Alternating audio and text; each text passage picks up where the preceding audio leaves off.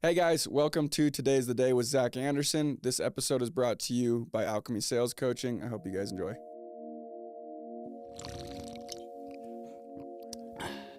Hey, what's up everybody? Welcome back to Today's the Day with Zack Andersen. What up? Welcome to Today's the Day. All right, what's up everybody? Welcome to Today's the Day. Much love to everybody.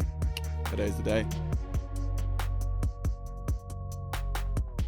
Thank you guys for tuning in as always. I wanted to jump on super quick and let you guys know I'm extremely excited to announce that we finally have the top 10 journals live. They're on today'sthedayshop.com. Make sure you go and get yours. These things are perfect. We got them to the T exactly how we want them. It took longer than we were hoping, but they're amazing. I can't wait for you guys to go and implement these practices and develop these habits that have completely changed my life. So go and check out the journals. Go and get yours today. And I appreciate you guys. Much love. What up, everybody? Welcome back to Today's the Day. I'm excited to get cranking. Mr. John, thank you so much for being here. I'm excited to have you. It's going to be kind of a little bit of a different vibe, which I'm stoked for. We've had a few people from your guys' industry, and I think it's going to hit heavy for your guys. For those of you that do not know Mr. John Taylor, you are the grit guy. Everyone knows you as the grit guy, right? Gritty. Yeah, you're gritty. You do your thing. But real quick bio on you for those that don't know you. From Kaysville, Utah. As of right now, you're the co-founder and managing partner at Grit. You guys have over 1,000 sales reps. You're about to go do over $100 million in revenue. And you came from being the VP of sales at Greenix prior. In your career there, you'd sold over 1,000 accounts in a summer, which was a really, really big deal. A lot of people have followed suit since, but really, really big deal. You graduated in finance back when you had gone to college, and then just living life. You're married, you got 2 sons right now, and you're just kind of cranking, doing your thing. So first off, thank you so much, brother. I appreciate you being here. I'm excited to dive in. I'm a huge fan of the podcast, so seriously, thanks for having me. Absolutely. I'm excited. We talked a little bit before recording, things to get into, which I'm stoked about, and I think it's going to go and kind of open up people's eyes and help, hopefully, all the young people that are listening that are in a spot, whether they're in the grit, in a different company, they're going to go get some gold nuggets out of this. But let's rewind. Let's take it way back. So, John, like growing up, your situation, I think the reason we do this and the reason I find it so impactful is because it creates a lot of relatability. People realize you're so similar to everybody else. Sure. You just do some things a little bit differently. And when people can relate and then be inspired, they can go and do things better. So rewinding way back to your upbringing, you're from Kaysville, small town Kaysville. Yeah, Kaysville. It's like an hour north of here. To your point, right? Like we're all humans. I think a lot of time, and especially right, like you've had legends. You talked about people in our industry, like those guys, the goats of the industry. But yeah, I grew up in Kaysville. I have 10 siblings. There you go. Which Todd does too. I didn't know that. I heard that on your podcast. So I have there's 11 of us. In 15 years, so it's boy, girl the whole way, which is like well thought out, well planned. They did well. Yeah. I grew up playing soccer was my sport, and I played like a lot of soccer growing up and went to Davis High. I got it. When I hear 11 siblings, so my family's huge, but we're mixed huge. Like growing up, there was 6 of us. 2-step got introduced when I was really young. So 8 of us really like growing up together, but then mixed with a ton. And I consider them all siblings, but it was like, when I talked to Todd, how growing up in Kaysville with that big of a family, what was your guys' situation? Like growing up young, and then getting into sports in high school, obviously, I'm sure siblings play a role in that as well. Where are you in the lineup as well? 7th. You're 7th. So you have older siblings. So 6 older, 4 younger, right? Yeah. Math, right? Someone will fact check us if not. What was the dynamic there? Like, what did your parents do? Were you close with your siblings? Like, did you compete with your siblings? Is that what got you to the point to go and do things at a very, very high level? Like, what was it like? Like throwing it way back. Yeah, it's a way interesting question. It's something I've thought a ton about. I have never done therapy, but I should, right? Like everyone should. I need to, I'm sure, because I'm sure I have like all these demons. Yeah. Like growing up with that many kids, like I'm sure I went through a ton of stuff and maybe I just like haven't thought about it. But yeah, we were all super close in age and super close. My dad is very like black and white. Like he worked, but he never missed a game. And so we always felt that love. We're super affectionate. He would always say like, I wouldn't miss it for the world. Like a lot of like my truths, the way I think about things come from my dad. On the flip side, my mom is a total riot. Yeah. Be like, hey mom, I'm sneaking out.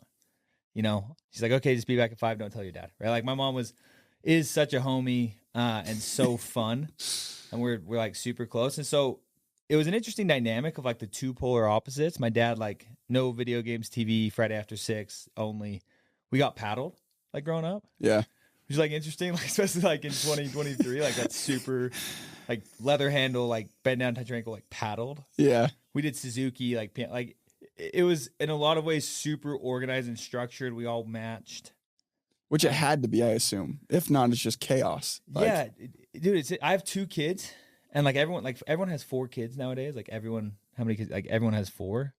To do that twice and then add 3, like I have 2, like 9 more. It's really is hard to comprehend. I don't know how they did it. My mom's funny, and maybe we'll get into this, right? But like my mom's bipolar. She was out of the house for like years of my life, and maybe that like she has that type of energy to just like go.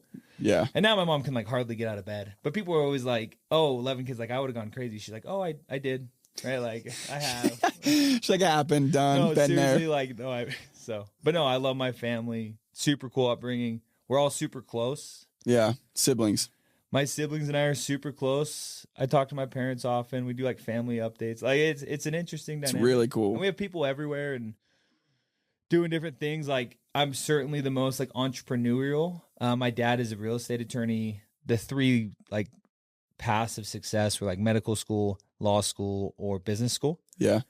And like corporate America, like my dad's just super conservative, and so I've kind of like gone off that path, but it's working out. Yeah, it's working out. It's been awesome. That's great. So in being close growing up, it must have been. It sounds like it was actually pretty structured, which is so impressive that they were able to go and manage that. And I'm sure you're thinking of all the times that weren't structured and it was chaotic, but to think about your dad making every single game, that is dialed. That's unreal, especially because there's so many of you guys. But growing up, how did that affect kind of how you looked at things? Were you always like, okay, were you always entrepreneurial compared to your siblings? Like, were you always like, oh, I'm going to be the black sheep in a way? Or were you more of like step in line and then one day something happened where you like broke out of that? No, I've always been a hustler. And like, I've always been the kid because I thought about like my childhood, like what things shone through in like now my career. Like I was always the kid that my friends would ask their parents for things like, hey, can we go to Burger King? Right. And like, they would ask me to ask. I started a lawn mowing business in junior high and then high school. And then my buddy and I started J&J Salty Guys. We had, what was that? J&J Salty Guys. Yeah. Somebody should do it. I've said this before on a podcast. Like if you're in this business, come knock my door in Vineyard, please come find me because I hate it. It's water, softener, salt, the big bags, installation and delivery. And so you don't have to fuss. So you don't have to go carry it, dump it, all that you jazz. Just forget too. Like mine's always on E until somebody comes and like fixes it because it needs fixing. Then like they fill it up. And so anyways, we started that business. We went and knocked doors and rounded up like a ton of our, we lived in 2 different neighborhoods. Was this in high school? Uh-huh. That's dope. So you've always kind of had that itch in a way. Yeah, hustling. So then you went through high school. You played soccer through high school, right? Uh-huh. Up through senior year. Uh-huh. And then graduating, where'd life go from there? So obviously a hustler all through high school. Why were you? Like, what was the point? Was it money? Was it money? The enjoyment? Was it? No, yeah, money. My family is very cheap. Yeah. And I've had to like break out of that and like rethink how I think about money. Yeah. Like magnifying like abundance. Because we grew up in like, we never hurt for money. My dad was super successful, but like even to this day, like my mom cuts coupons and like it's an interesting way we think about money. It's that generation. It's a very, very present thing with that generation for sure. Yeah. And so, sorry, high school, you asked, it was all like, I was super money motivated. Money motivated. That's cool. We had to pay I went on a mission. We had to pay for half of it. Yeah. And like $5,000 was like the Everest. Yeah.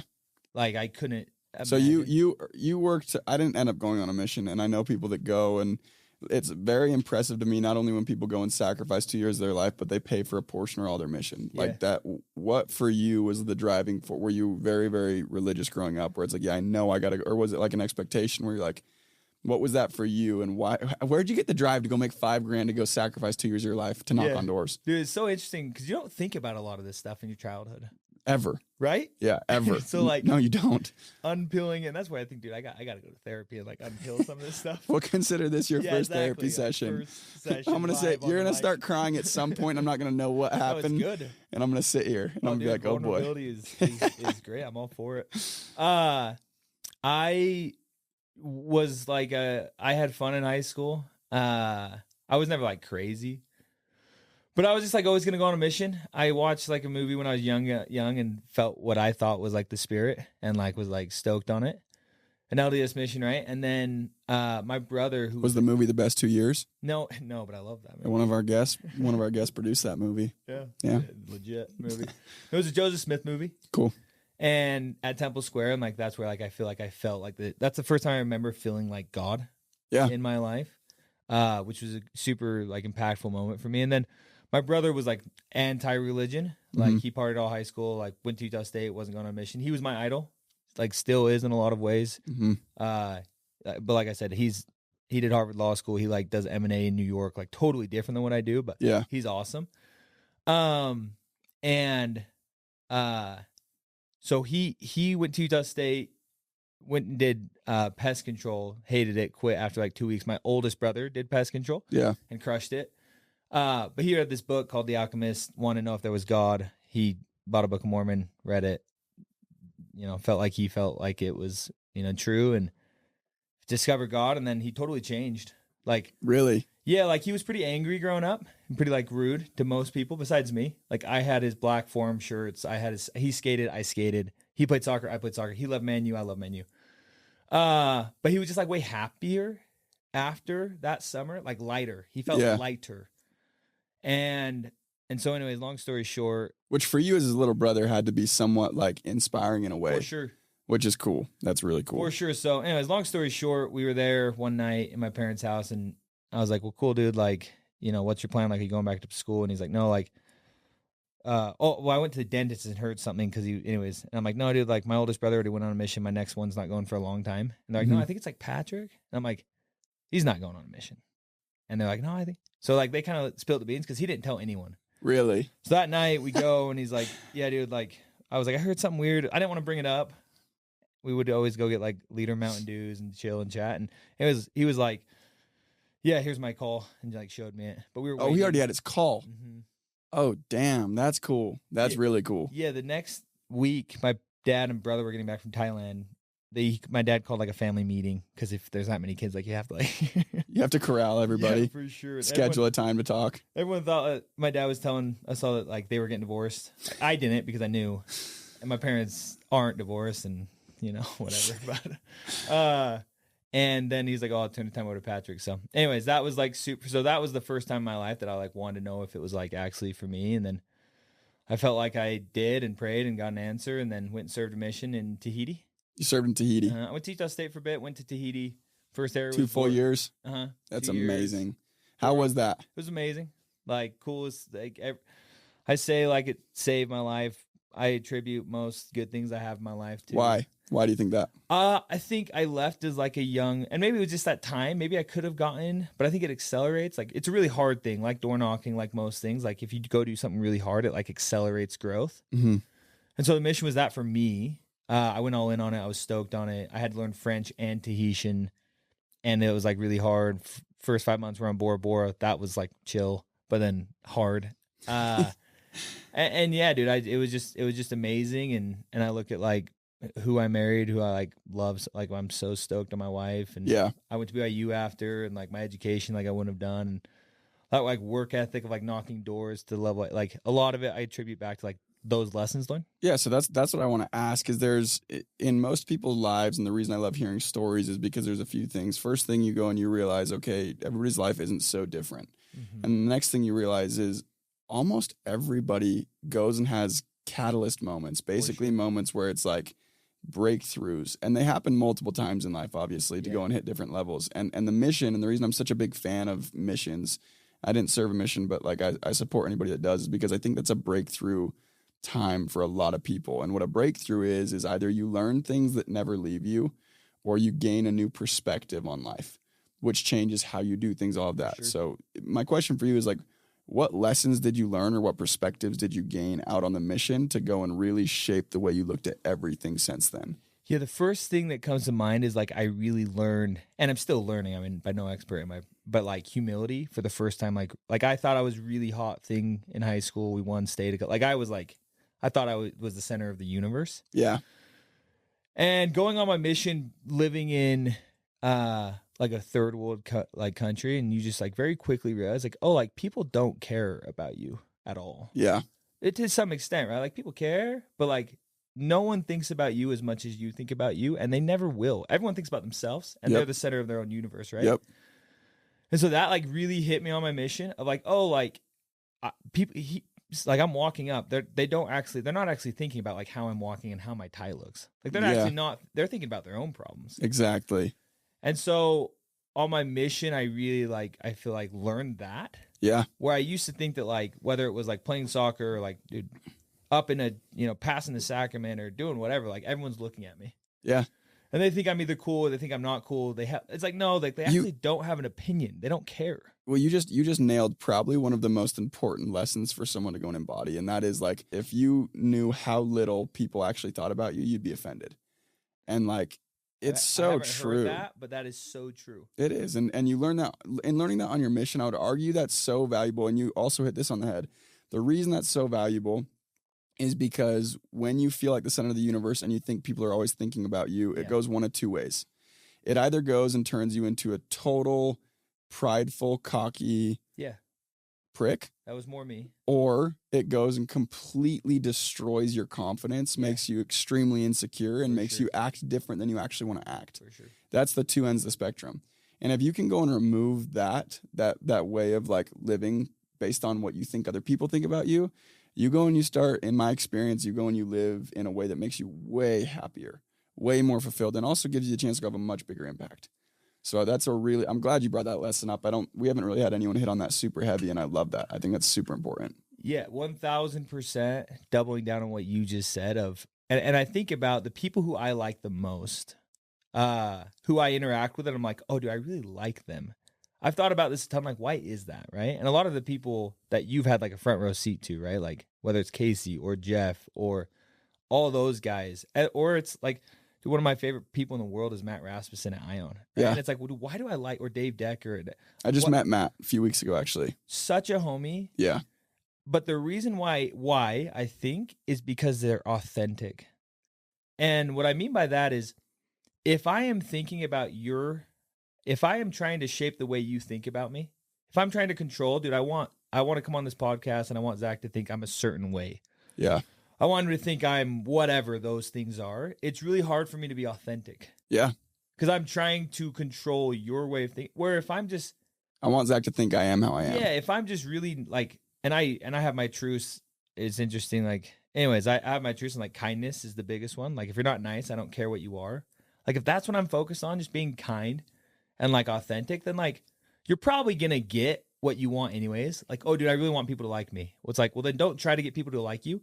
Be really kind, take interest in them, not as like a strategy, but like just be genuine and authentic. And then like, you're probably going to get all the things that you actually want anyway. It works out. Yeah, that goes along with the principle. And I hammer this into my guys, and it was hammered into me, is like, you have to place all of your focus on your inputs in whatever it is. And if you start to focus on the outputs, it compromises your inputs.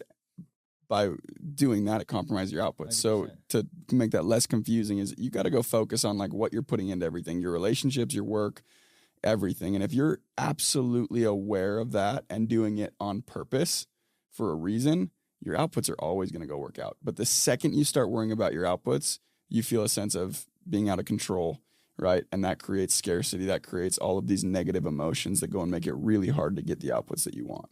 Yeah, so I love that. Jeff Mendez said it on your podcast, so plug for that podcast. He has his 25 truths. I texted him after. He's like, yeah, here they are. Dude, just totally abundant, right? But it's not the first one. The first one talks about gratitude, but one of them, of the 25 principles, is what you're speaking to, which is, and he spoke about it here, focus on the sowing, not the reaping. Yeah. So many people focus on like the result and the goal, and it's like, no, dude, like control the inputs, focus on the sowing, the law of the harvest will happen. If you do all those things, like you're going to get what you actually want. 1,000%. Most of the time. 1,000%. Like that. And even sometimes, and you said most of the time. I'm glad you added that because sometimes you're not going to get what you want, but you're going to get what you need. You're going to get what you're supposed to get. Yeah. Which is a really, really cool lesson to go and learn. Like, of everyone I've had on here, none of their lives have turned out exactly how they planned. Yeah. None of them. Yeah. But they're all extremely happy with how their lives turned out. So realizing that, I think, is super important. Yeah. You guys have talked about it before on this podcast. Life is happening for you.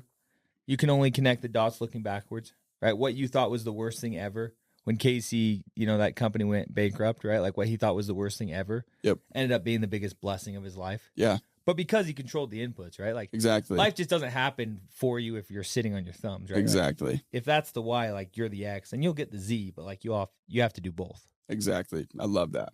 So sorry to get off on a tangent, but I think that like so many nuggets in a little span of time. So served a mission, learned some extremely valuable lessons, got home from your mission, got into school, and then Vivint. All right, fill me in. Let's rock. So right when you got home, went into Vivint, door to door. Yeah, the Hart twins, we grew up playing soccer together, went to Davis. They sold before the mission, sold after. They were a year older than me. So when I got back, I got home like on a Sunday. On Tuesday, I was in a, training, like getting ready. And I was like, yeah, cool. Like this feels good to me. And so I did spring term at BYU.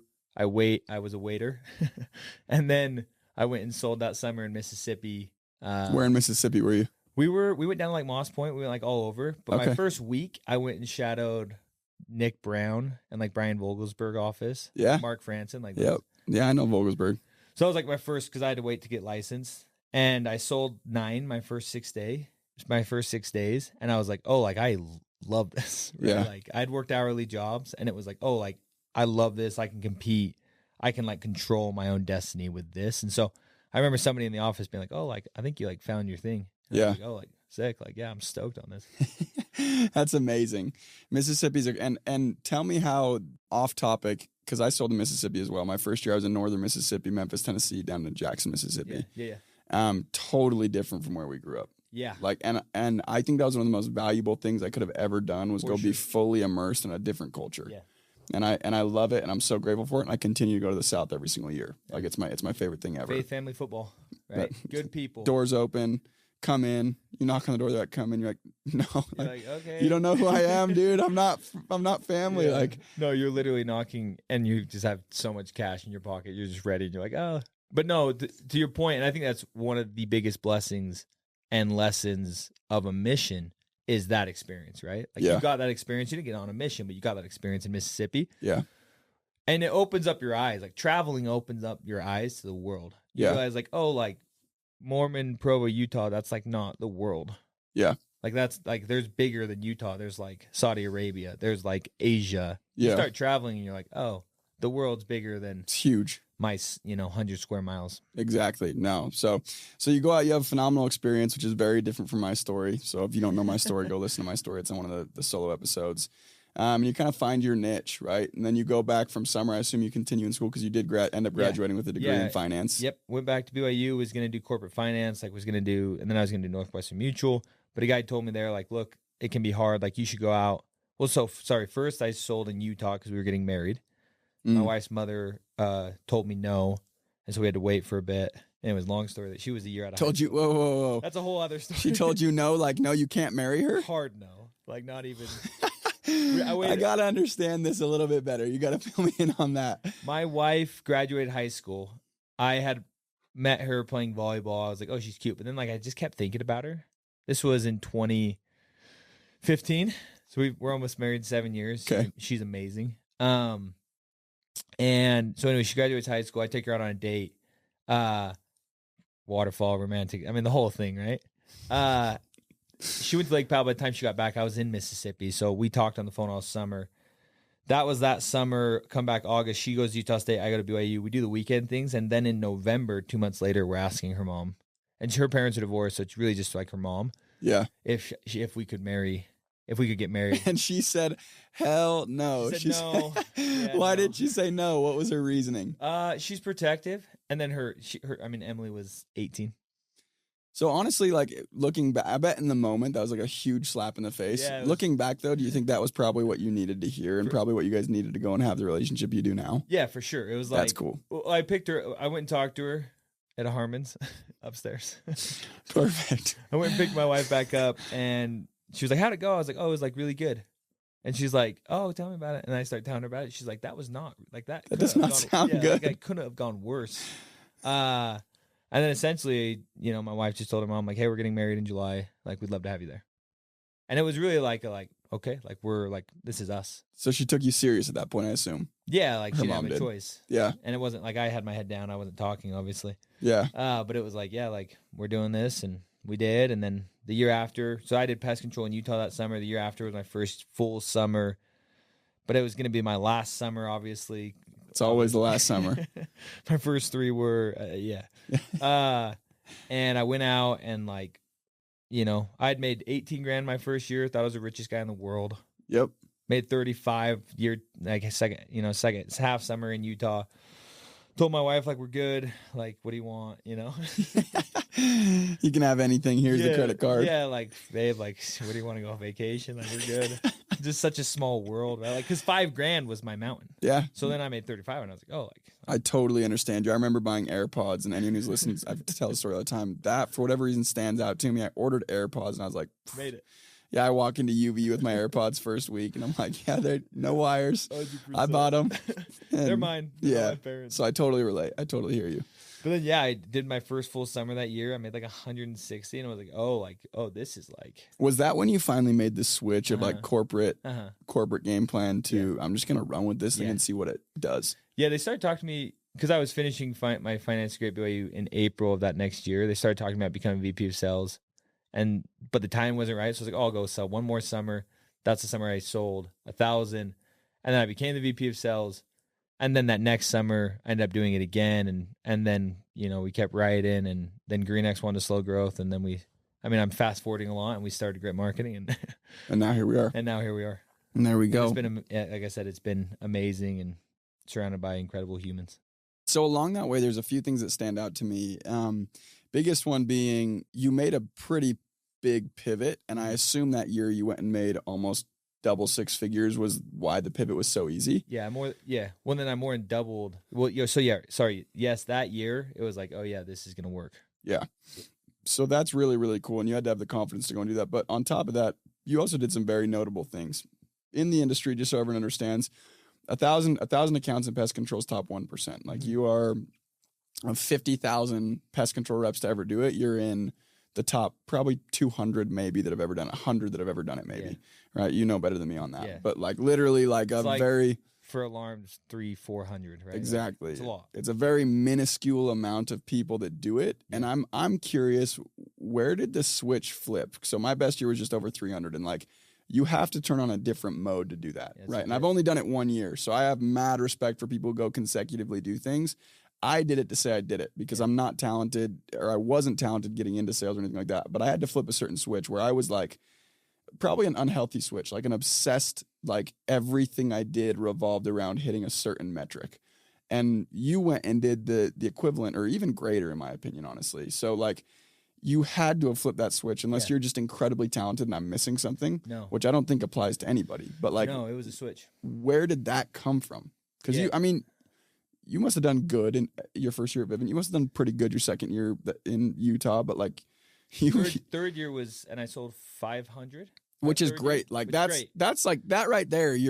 That's a lot of people's caps. Yeah, stoked. Exactly. Richest guy ever. Exactly. And then at some point you go and you're like, I'm gonna just go double that. Yeah. Where did that come from? I hope you guys are enjoying this episode so far. It was brought to you by Alchemy Sales Coaching. Now, I typically don't run ads, but I feel very strongly about Alchemy Sales Coaching. I started doing one-on-one coaching with Doug back in 2019, and since then, I have gone and not only blown up in my career and my earnings, but it's really helped me through just the ups and downs of life. Now, the reason I feel so strongly about Alchemy is because it's a group of individuals not only focusing on furthering their sales career, but they're diving deep into inner work, and becoming the best version of yourself so you can show up and be the best version of yourself. Not only that, if you have any interest in doing any one-on-one coaching with me, I exclusively do all of my one-on-one coaching through Alchemy. So for full access to me, go and check out Alchemy. I think you'll absolutely love it. It's alchemysalescoaching.com. We will also go and post the links in our bio and on stories, etc. So go check it out. Yeah, and remind me, because you always talk about lows, right? Talking about like the consecutive summer, that was like a low point. So if we circle back to that, like we'll get there. Yeah, please. It was interesting. So I did 500, and then the next year my goal was 720, 40 a week, clockwork, 18 weeks. Like I'm gonna go do it. I go out for week 1, 43, right? Go out week 2, like 45, 42, something like that. And then these two guys from another company get out there and they sell like 55. And I was like, well, like, You're if they can do it. If they can, that was like, so the 4-minute mile like elevates, right? Yep. And then it comes down to belief. And you've had people that have believed in you, right? I listen to those stories. Everyone does. Yeah. Everyone who does something great has people in their corner cheering them on. 99%. Like maybe somebody went and did it against all odds. Yeah. It's just way harder to do. Yeah. And so my partner now, his name's Ben Egan. He was one of those guys that came out and started selling at an elite level. And I was a VP of sales, so I did competitions, right? Yeah. And I was doing the competitions. We were doing like weekend wars head to head. And I was like, cool. So like Ben's selling the most right now. Like let's put him up against Landon Hart, who I thought was the best. Yeah. And the president at the time said, no, Ben wants to go against you. He thinks you're the best. And that was it. You're like, well, shit, okay. He said it. No, dude, literally, that was it. Like, oh, Ben thinks I'm the best. Yeah, like, I'm the best. Like, I'm the best, and I'm going to be the best. And then it was just like math, right? Like, if I can get to 400 by the end of June, I can do 200 a month, which is exactly what I did. Like, I could have done more. So I ended up staying, right, like 800 exactly at the end of August, like 803.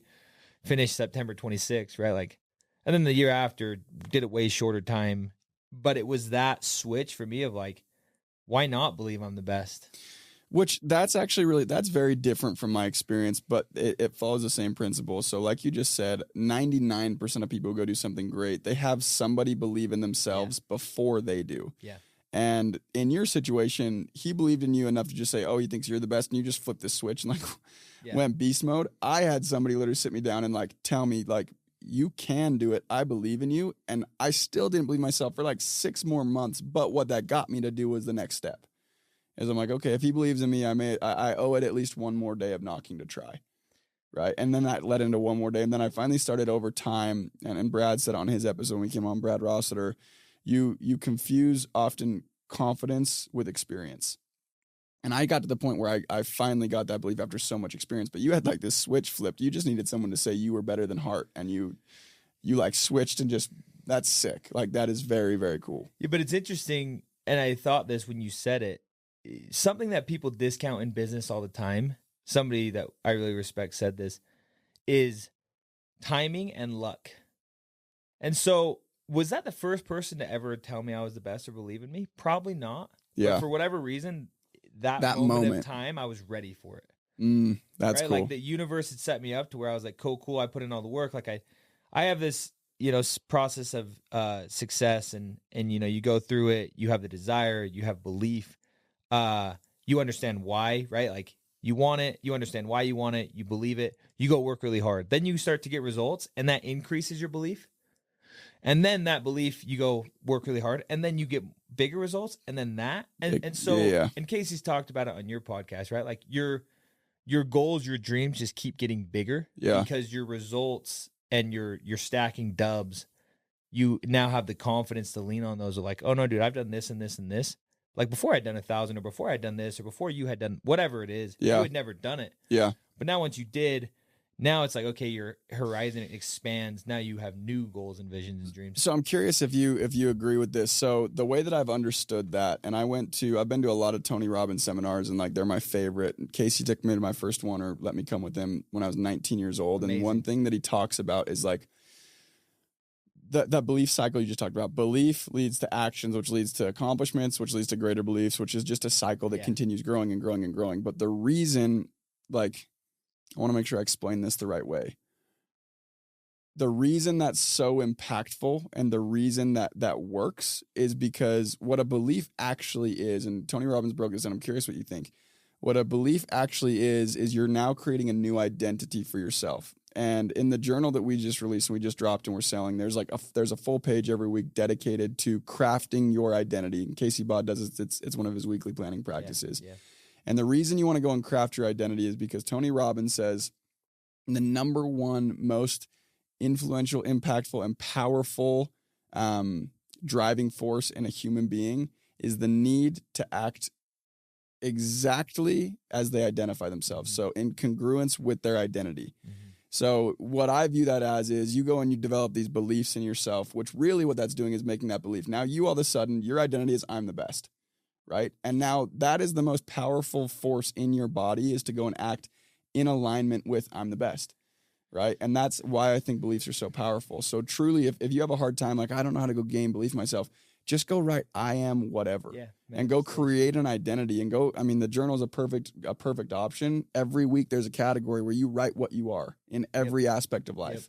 And now you have to go act in alignment because you said it. And I think that's why it's so powerful. Yeah, I'm a huge Casey Baugh disciple, like actually. And so by nature, obviously, then big Tony Robbins guy. And I do the weekly planning. I do the morning routine every morning. And I do the priming every morning, right? And I do the 3 questions every morning. Yeah. And there's two books that have sold like multi millions of copies, right? As a Man Thinketh, all things are created spiritually than physically, and Think and Grow Rich, which are these principles, right? Like think it, believe it, and it has a chance to become, right? Yeah. Now you have to go do all the work, right? Like it's the reason why vision boards are so powerful. Yeah. Right? Like put it on a vision board, make it on Canva. Have it as your background, has it everywhere. Mine's printed off in my morning routine. I see it every morning, right? And it's like, cool. These things I can see. Like, what does it look like? What does it feel like? And then you start to manifest those, and you give yourself at accomplishing whatever success or greatness is for you. Yeah, no, 100%. I love it. I was just curious on your opinion. So now in your position, you've led hundreds and hundreds and hundreds and thousands of reps at this point. You've gotten to see all walks of it and everybody trying to go accomplish these really, really big feats and everything like that. So my question for you is, obviously in your own personal experience, you have been an excellent rep and you've been excellent at what you do. But what would you say are some of the differentiating factors from like your average guy who everyone wants to be the top rep? I don't think anyone goes out for a summer that doesn't say, oh yeah, I want to be the best, but very few people follow through on that. And what do you think are the attributes that are apparent in those people that those people have? Like, what do you think they have that others don't, or they do that others don't? Yeah, we did our leadership conference a couple weeks ago, and the framework for this is so often, and it's from Calvin Escobedo, and he explained it this way, and I think it was just spot on. And there's a lot of thoughts around this, right? But I love this one of, if C is your goal, so many people have the equation A, which is like your inputs, your hard work, B, which is the crap, right? Like he called it the shit. Like, I'm not a swear guy, so I said that in the conference, and everyone went berserk. They like loved it, but it's quoting, so it's fine. It's fine. Right? Like you hopefully we'll bleep it for you. We'll bleep it for the guys for sure. They'll love it. No, like all the crap, right? Like, and all the crap you deal with. So hopefully like the B is low. So like you put in the A, you have the inputs, your structure, everything. Hopefully like the B is low, and then like C is your result. And so many people are like, okay, like I know I'm going to go out and work hard. Like I know I'm going to try to like control myself, and I'm going to have hard days and whatever. Hopefully the B is like low, and then like the C is like the result, and hopefully it's like what I want. Yeah. Where what he said and was just so true, and I'm a huge greatness fan in sports, especially. I'm a huge sports guy. There's greatness everywhere, right? But like Tiger Woods, Tom Brady, LeBron James, Cristiano, Michael Phelps, like what do they all have in common? Well, they've done it. They did it for a really long time for no other reason, because it's not about the money, right? Than to like be great, and to like success to me is closing the gap between your performance and your potential. Yeah. Like that's what success is to me. And so in this, right, A plus B equals C, instead of reading the equation left to right, you flip it and you read it right to left. You're so focused on the result and the goal that the B doesn't matter. Yeah. Like you're going to have, and you know, right? Like the bigger you dream, the more crap's going to come. The more crap's going to come. Like if you want to live a very average life, or like you're probably going to deal with less crap, probably on average, right? Yeah. And then like you have to work super hard. There's just no shortcut to success. Arnold Schwarzenegger has this incredible clip on it on YouTube. Look it up. It's amazing. Of just like hard work. Like you just have to work really hard. Yeah. But if you think about anybody, or when you've been great, or when anybody does something really great, to me, they become obsessed with their goal. Yeah. And that's the X factor. And then it's like, cool, whatever that is in life, I'm going to go crush it in my new company. I'm going to go, be extremely fit. It's like, that's what I'm going to do. And I'm going to do everything necessary to do it. Yeah. And like, I just don't care about all this other stuff. Like I'm going to get the job done. Yeah. Is the first thing I'd say. The second thing I'd say is being a sponge, like learning, being coachable. So many people want a great mentor, right? Like, oh, dude, if I was Zach and I had Casey Ball like as a mentor, like, yeah, dude, I would be as successful as him. Yeah. Or it's like, okay, cool. Like, who's the top person in the world you want to be mentored by? Tony Robbins. Okay, cool. Well, if you don't have 200 grand or 100,000 or 10 grand or whatever it is to go to his conference, Casey says it this way, right? In 2023, you are irresponsible if you're uneducated. Yep. You want to be mentored by Steve Jobs? Read his book. Yeah. You want to be mentored by Stephen Covey, like one of the greatest minds of the last generation? Like, dude, he wrote all his best thoughts into a book. Yeah. You want to be mentored by Casey Ball? Go to Spotify, search Casey Ball. There's like 8 podcasts. Yeah. That Casey is literally just trying to give the best practices for success. But most people say they want it, and then they don't actually do it. Yeah. And it's those people, it takes humility, it takes a desire to be a sponge, to learn, and always be learning, continual learning of going out and seeking and podcasts and books and conferences and conversations. Go meet people. Like, go talk to people. If you're on the doors, Zach Seeger, one of our guys, does this. Like, at the end of every cell, he asks, and people love talking about themselves, so it connects them. But more than anything, right, it's, hey, so like, I'm a young kid, like, you know, what was a piece of advice that you wish I had? Right? When you were my age, what is a piece of advice you wish you had? Yeah. And then, like, be a sponge, learn. Yeah. And then you'll inevitably grow if you go and, like, you put it into practice. So I'd say those two things, like the goal, obsession, the belief, all the things that come with that. And then, you know, the desire, all those things, and then, like, learning, growing, like, actually. Yeah. Dude, I've got to touch on that equation. I've never actually heard the equation, but I've heard it said in different ways. Sure. And basically, like, the way that resonates with me and the reason that's so powerful is because so many people, like you said, they focus on A, B, and then C. And what that means is they know what they want vaguely, or they go set a really good goal, and then they determine how much input they're going to put in. But then if B is a variable, meaning B could be way worse than you expect or way better, and you let that determine your outcome, you're very rarely going to find success. Yeah, your guys are pissed. There's a tornado. It's rain. You have managerial stuff, whatever it is. Exactly. Right? Like, the B mounts up. Exactly. So if you can flip that and you can approach it with, I know exactly what I want.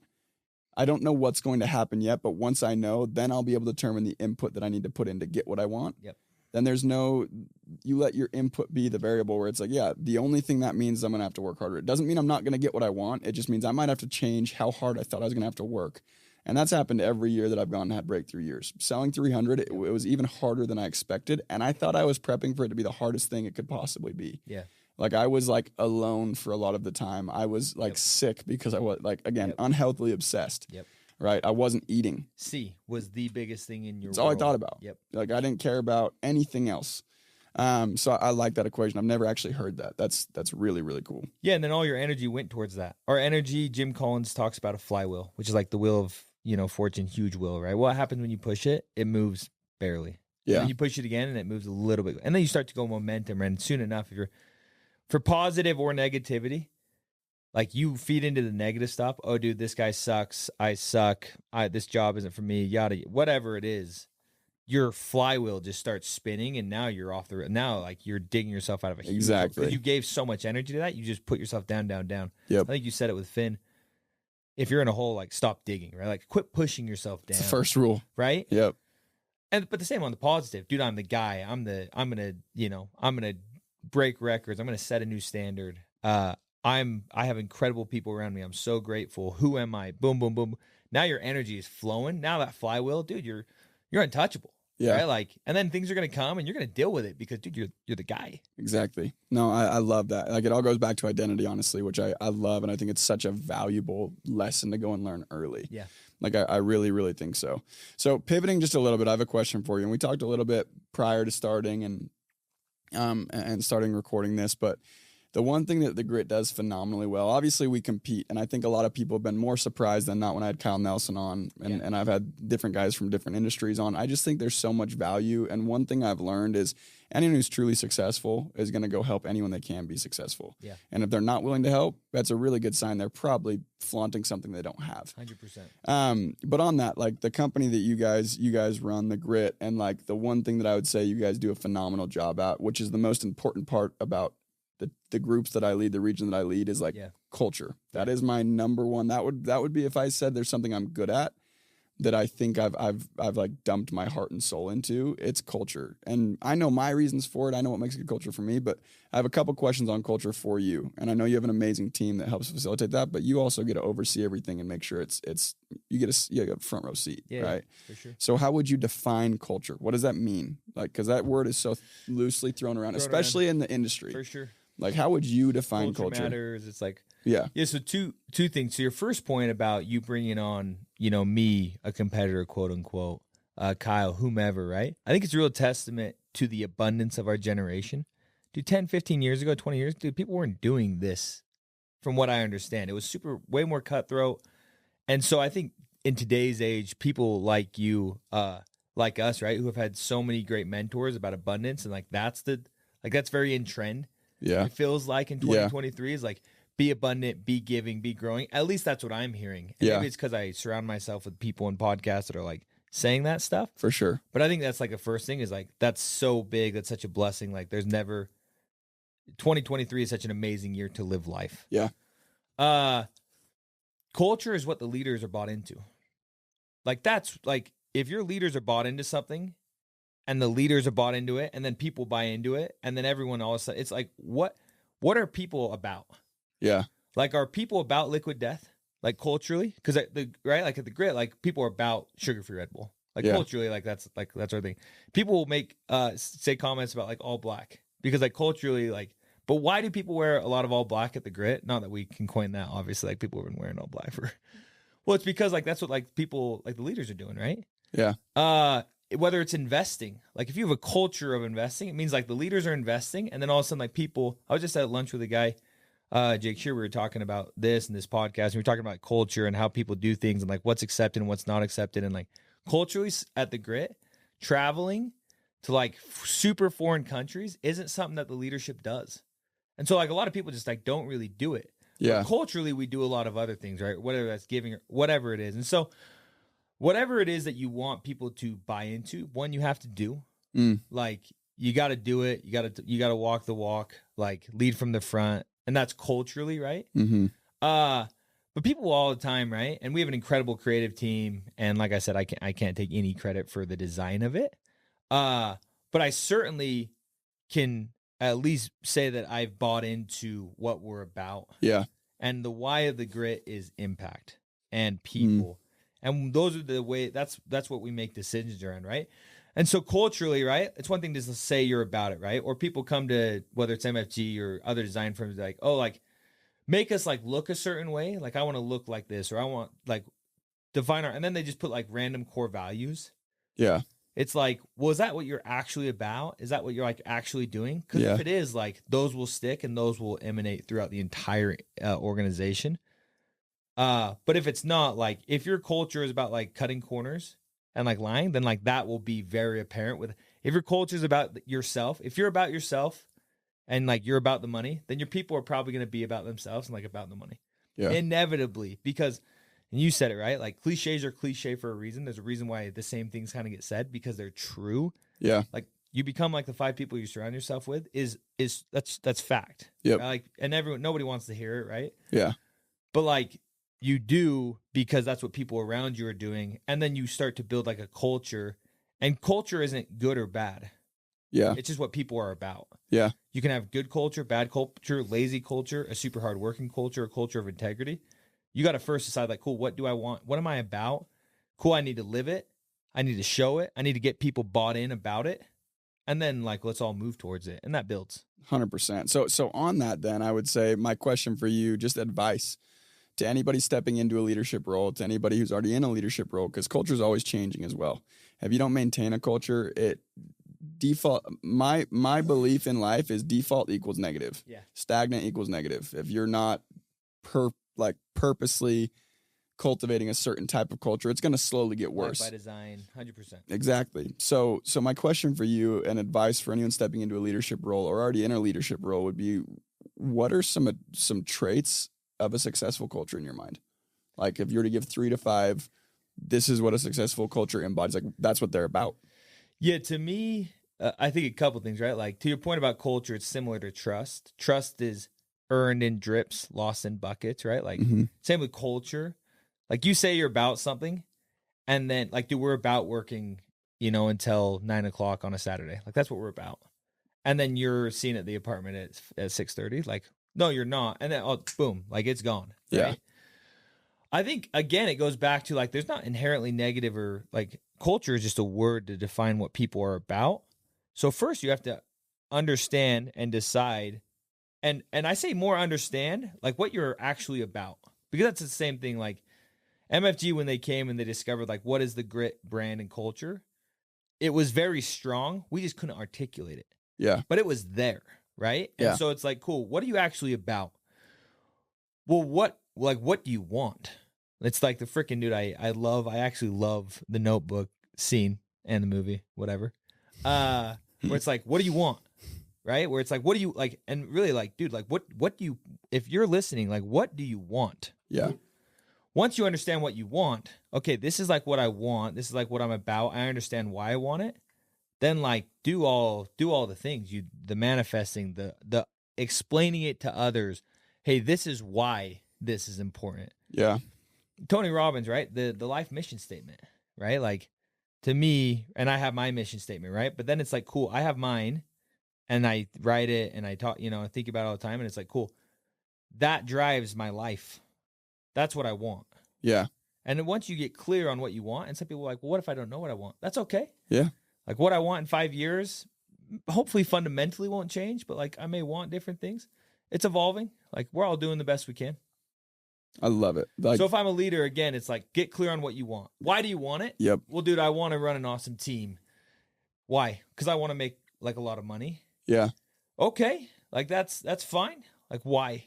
Well, I just like don't want to work a lot. Okay. That's like something really hard that people are going to like, dude, you should work hard because I want to make a lot of money so I don't have to work. That's a hard cause to like buy into. Yeah. My partner told a story when he was in high school. It's like, why did we win the Revolutionary War? Like, what was it? What's the number one? Like, why do people win wars? Why does one side win? And people are like, oh, technology. No, it's not technology. Oh, it's the leaders. No, it's not. It's not the leaders. Oh, it's like the strategy. No, it's not the strategy. Well, what is it? It's the cause people are fighting for. Yeah. The why. Yeah. Dude, that's why people move mountains. Mm-hmm. That's why the Iron Cowboy did 101. He understand why. Yeah. You understand the C, what it is, why it is. You'll do everything to get it done. And that's one of the hardest jobs as a leader. Like one of the hardest jobs as a leader is to go and instill a vision in your people that you have for your group, which, gosh, yeah, that's such good advice. I hope everybody's freaking listening, because that's like, it's hard for people to buy in on integrity if I don't have integrity. It's impossible, right? Like long term, it's impossible. Short term, you can make it happen. Yeah, counterfeit it. Like if you're not about what you're actually about, like people will know. And so to your point, where it's like, well, I do like, how do I create a culture? Like, dude, you need to become a better human. Yeah. Like it starts people, with you. People aren't gonna buy into like making you money for like because of your greed. Like that's not a cause people are willing to get behind. Yeah. Impacting people's lives and like changing them financially, spiritually, mentally, emotionally, like. That is something that like people can buy in on. Yeah. Giving, right? Like charity, like impacting lives. Like Jimmy Darts on Instagram, like he has so many followers and impact because people like can buy in on that. Like, oh, we're giving to society and humans. Like that's something people are excited about. Yeah. Dude, that is gold. I love it. Bro, so it's already, the clock's not up and running, but I think it's already been about an hour. Yeah, so it flies by. It's crazy. It flies by. I want to be respectful of everybody's time. And again, like over everything else, thank you so much for being here. We appreciate it more than you know. But kind of one last question and kind of close it out my favorite way is the name of the podcast obviously is Today's the Day. And the idea has kind of formed and become a thing because I was lucky enough to have people shape my perspective on life in a way that I try and embody the fact that right now is all I've got. Yesterday already happened. It's not going to do me any good to think about it. Tomorrow may not even happen. Like, I hate to say it, but it may not even happen. So today's all I've got. And if you approach things that way, you end up getting a lot more out of it. You're way more present, and you're there for a reason, and you're with people when you're with them. So my question for you would be, what advice do you have, or what's an experience you had, or any of the above that goes and could help somebody go and live as though today's the day? Yeah, I heard a quote. Maybe it was on your podcast, but they're the two least important days in a year are yesterday and tomorrow. Yep. Right? And that's that, right? Like today is the most important day of your life because it's today and you'll never get it back. Dude, I've been thinking about this a ton lately because my first girlfriend ever, we grew up together. Her husband died. Like, went out on a racing with a truck. Like, he wasn't even driving. They got vests, like all the things, and he's dead. I saw the two clips that Jimmy Rex posted. The one where the guy lost his wife, two of his kids, his brother, and his nephew. And then the other one where the guy lost, like, his, honey, I'm super tired. They go to bed. He wakes up. Her alarm's going off. And he's like, oh, it's kind of odd. Goes to, like, nudge her, and she's dead. Like, dude, you literally, you have no idea, like, tomorrow exists or not. And so hopefully you want to live in a way that, like, you're stoked. One of my biggest things is, like, no regrets. Yeah. Right? Like, and I think intent matters. Like, doesn't mean I'm not going to make mistakes. I do every day. Right? Yeah. And so I think if you're living a life of, like, pure intent, seizing every single day with, like, look, I'm going to make mistakes, but, like, I'm going to do the very best I can today. And I'm going to fail, but I'm going to give it my very best. And I might not have next year. Like, I might not have my legs next year. Dude, I could totally get in an accident where I lose my legs. And going back to Jeff Mendez, his first law, right, is don't be grateful for the things that you have before they become the things that you had. Yep. Right? And it's like, dude, carpe diem, seize the day. Like, take advantage of every day. Take advantage of every person you meet in the way. Not take advantage of them, but, like, dude, show them love and gratitude and appreciation. Your wives, your kids, your friends, because you just never know. Super powerful, dude. John, again, thank you so much for being here, John. You're the man. I appreciate you big time. We have a lot of part twos coming. I'm sure you'll be on the list, and we'd love to crank it out. But so many nuggets, and then everybody that tuned in, thank you guys very much. Much love. Until next time. Thank you guys so much for tuning in today. As always, it was a blast for me. I hope you got something out of this. If you got something out of this video of value, share this with a friend, and please go show your love.